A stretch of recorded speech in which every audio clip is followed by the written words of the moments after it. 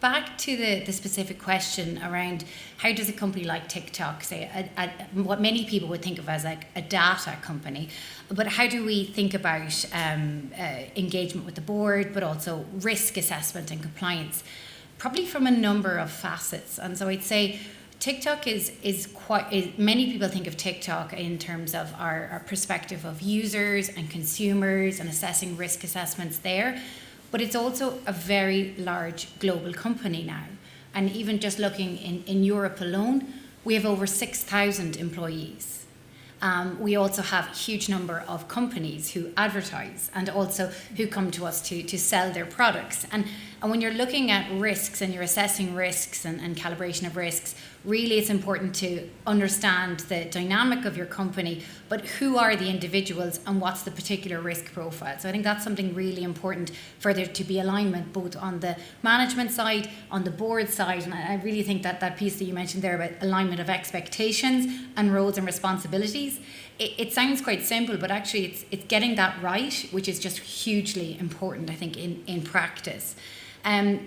Just focusing on Europe for a moment, TikTok Technologies Ireland is our entity which is incorporated in Dublin, and it's the board that I sit on and I have the privilege of sitting on.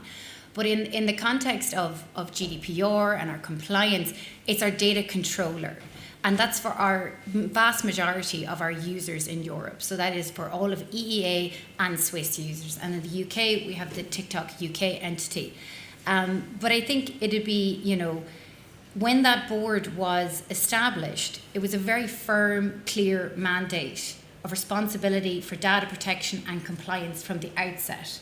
And so it probably comes as no surprise, but the directors on the board make up people who represent the multidisciplines in terms of what a company like TikTok would need to make the right decisions. So I represent the data protection and the privacy space, and then we also have both executive and non-executive directors who have the expertise in terms of content safety and in major business operations. And then we ensure that we have briefed by the right people on cybersecurity. You have your CISO. And I think it really is about having the structure in place to recognize the type of business that you are working on and to ensure that you are well placed with the right people to make decisions, but that they're informed across all the disciplines, because the various companies and every company will be different in this respect, but the core in terms of compliance and building that in at the start, I think is incredibly important.